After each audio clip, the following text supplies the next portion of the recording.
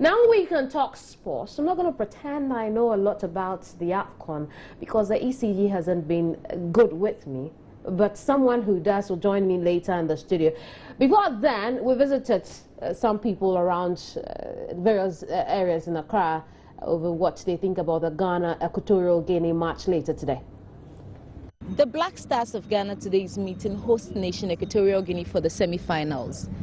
Today on Roving, we want to find out from the public what are your expectations of today's match and what the Black Stars should be doing differently today to ensure victory for the finals. I think it's okay. Well, initially I do not have any confidence in the team. When the head of the management team says that she just go and do well, I don't understand what that one means.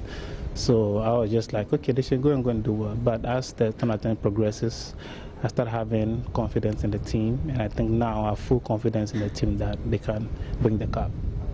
Well, today's match definitely is going to be one that has so many expectations. I mean, so many Ghanaians have their faith in the Black Stars for this particular match. They've made it this far, and personally I think we're going to win by 2-0, and then try, go to the finals and bring the cup home for the first time in a long while. Bringing the cup home, grab all the experience of Brazil's fiasco.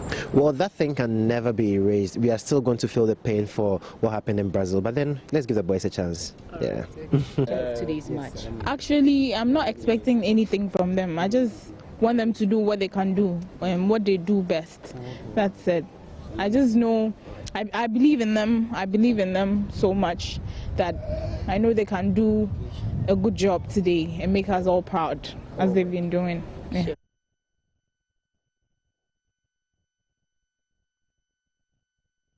But I've got to be honest, my interest in AFCON only peaked after our very last impressive win. Now we have to play Equatorial Guinea. I want to find out if my interest should continue to peak. Baba Tando is a sports journalist here at Joy News, and she's here with me in the studio. Baba, I know you have had interest from the beginning, but what are we expecting from this match later today at what, 2000 GMT? Victory.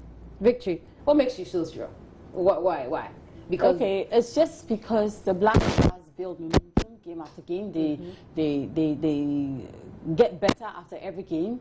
And so, I mean, we've played our quarterfinal against Guinea. We never thought we could score 3-0, but we did. And we're playing against Equatorial Guinea. Of course, all the odds are against Equatorial Guinea. If you ask me, I'll be honest and tell you. What are those odds against Equatorial Guinea? Okay, so you don't want to talk about the FIFA ranking between the two sides. They say FIFA rankings don't play football, but of course, I agree. If you're not good enough, you're not at the top. And I mean, you want to compare Ghana and Equatorial Guinea in that light. Equatorial Guinea is like the lowest ranked team in the. I mean, how many teams? 16 teams, and they happen to be the lowest in the 16 among the 16 teams. We want to talk about the pedigree of the Ghanaian players who will be on the field of play today, and they are nowhere. The Equatorial Guinean players are nowhere near the Ghanaian players. You want to talk about? I'm going to have you hold on with that. Let's take a listen to Nana Kwajiman. He's been speaking to Joy News also about the chances for you. It's victory. I want to hear what Nana thinks. I think that first and foremost we have to maintain our composure. We must accept that yes, they have the crowd, and the crowd is the proverbial 12th man. But no one from the crowd can come and put the ball in the back of the net for the Equatorial Guineans. No one can come and intervene. And I think on that basis, we don't have anything to worry about. I think what we must do is ensure that we play the football that we played in the last match, in the quarterfinals. Because I think that match was a match that we played the best football. We were very compact, we were very composed, we were very cohesive. We were attacking in like clusters of threes when we were going down both flanks, encouraging the overlapping. And I think that there was a lot of communication between the team. The commitment has been there, the determination has been there, but the skill and the composure and the cohesiveness has been missing. It arrived on that day, and that's why we played the best game of the tournament so far. But I do believe that the Ghana Black Stars will win this match. That I'm 100% confident of. Not because Equatorial Guinea is not good, because they are a good team, and we've seen their displays. There's been some issues about officials doing things that would allow them to qualify, but I see that as errors that those match officials have made in awarding penalties and such like. I think that if the Equatorial Guineans didn't put pressure in that particular area in the 18-yard box, then there would be no issue of a penalty anyway. And that's the quality that I'm talking about. They're able to penetrate. They're working together. They know what the aim of the game is here. They want to score goals. They're not perturbed by the big name Ghana, and they will play football. We must neutralize them.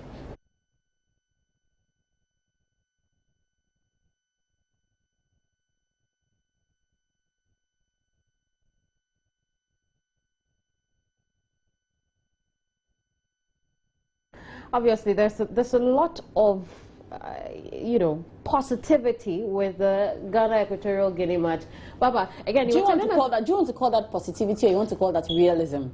It's positivity, because okay. we know the Ghana Black Stars. Sometimes they can be extremely disappointing. Yes, but I mean, like I was telling you off camera, you don't expect that even Togo with an Adebayo can beat Black Stars. It just won't happen. You don't expect a certain team like Cape Verde to beat the Black Stars. It won't happen.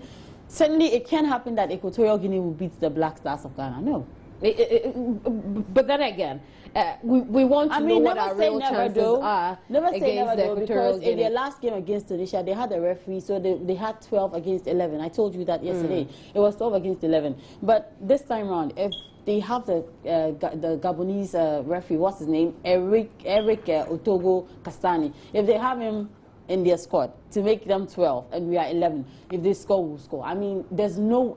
I can't see Equatorial Guinea beating them. Let's look at the Black Star detail. What are we What are you expecting us to play later today? Sorry, that's fine. You need some water? I think I need some water. Please get us some water. What are we expecting the form of play to be for the Black Stars? So, are you okay? Yeah, I'm fine now. We know the captain Asamajan will not be playing with the team, and so I don't know what system Avram Grant is going to play, if he will stick to his 4-1-3-2 or he's going to go back to 4-4-2. I really cannot tell, because I don't know who and who are starting. But for whatever the case will be, Asamajan will be out. We know what Avram Grant has done. I mean, we owe him a lot, especially from where he took the team and the transformation they've undergone and where they are now. I think we owe him a lot of gratitude. And having been able to win 3 games consecutively, 4 games consecutively? Yeah, 4 games consecutively. I don't see anything short of a good game for us today. So that it won't matter what system he will play, it won't matter what tactic he would want to play. The bottom line is that he's going to win the game for Ghana. But can we really attribute this to Avram Grant as he having championed the cause for the Black Stars to win the game? I mean, he came in the middle of everything. Yes, and that's the more reason why we need to give him credit, because at the time he took over the Black Stars, yes, Kwesi Appiah were able to score more than 1 goal, but under stopgap coach Maxwell Kunedo, it wasn't too. We didn't see the Black Stars too well. I mean, we didn't feel the Black Stars.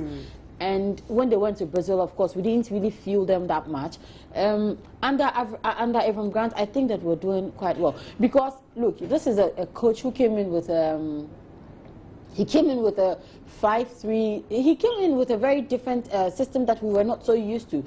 He listened to the criticism, he sat back and he saw that, I mean, what he was doing wasn't helping the team. So he changed tactics, went to 4-4-2, changed again from 4-4-2 to 4-1-3-2. I know you don't understand all those things, but... Oh, no, I get that. Okay, I get that. right. Is that the form that works best for the Black Stars? Well, I think the 4-4-2 does work magic for us, but switching play to 4-1-3-2 also did help us in a certain way, and it got us 2 wins. And so I think... Who do you expect to take Asamoah's place? I think Jordan would. Kwesi Appiah will start, so will Jordan. so would Jordan. But you've had people's criticism of Jordan. Yes, and a lot of I really don't. gymnastics. I really don't get those arguments. Okay, they have their opinions. I have mine. I really don't get the arguments where they say Jordan is sluggish in front of goal. He's not proactive. He's not a prolific striker and all of that. Look, Avram Grant gives Jordan a certain duty to perform on the field of play. He does that to perfection. That is why he was able to maintain his starting place in the first 4 games that we played. Was it in the first 3 games that we played, in our first 3 games. And I don't know what reason Avram Grant had for benching him in the quarterfinal to let Kwesi Appiah start. But whatever the case is, whatever duty he's given to execute on the field of play, I think he does that so well. He is just supposed to distract defenders. He's supposed to work them out so that they will not have the attention on Asamajan and on all the other players who can score. So that's what he's been doing, and I think he does that to perfection. He's been doing that really well? Yes, he does that so well. And in our game against Germany in Brazil, I think there was a ball that he had to pass for Asamajan to score. He didn't do that, and ever since then, I think he's learned his lesson very well. And so now when he has to pass, he does. And so I really don't get the argument. He does. You don't get the gymnastics argument. I so don't. And look, and Avram Grant has even come to his defense and said, look, everybody talks, people talk. I am the one in charge. I give him something to do. He does it to my expectation. And so, what's your problem? Let's see how it goes when he's fielded, or if he's fielded. Well, I think we'll keep our fingers definitely. I don't know if you'd want to hear from the striker Kwesi Appiah. He's been saying some very interesting things. We'll take that at midday on News Today. All right, that's fine. You should expect to hear those interesting things from Kwesi Appiah, the latest sensation for the Black Stars, especially when it comes to lady supporters. Exactly. When it comes to lady supporters, he's the latest sensation, and would bring you that soundbite at midday. Also at midday, I'll bring you the press conference being held by the Electricity Company of Ghana. I told you earlier that the ECG is telling us they cannot release the power rationing timetable. I'm sure they want to outline reasons and many more issues they'll bring up. I'll bring you some live visuals from Dawenya, where the Ghana Revenue Authority is going to collect some unpaid taxes from some construction companies in those areas. But here's what you need to know. Caucasus case was called earlier today, and it's been adjourned for a definite hearing. When again can my producers remind me briefly so I can inform them?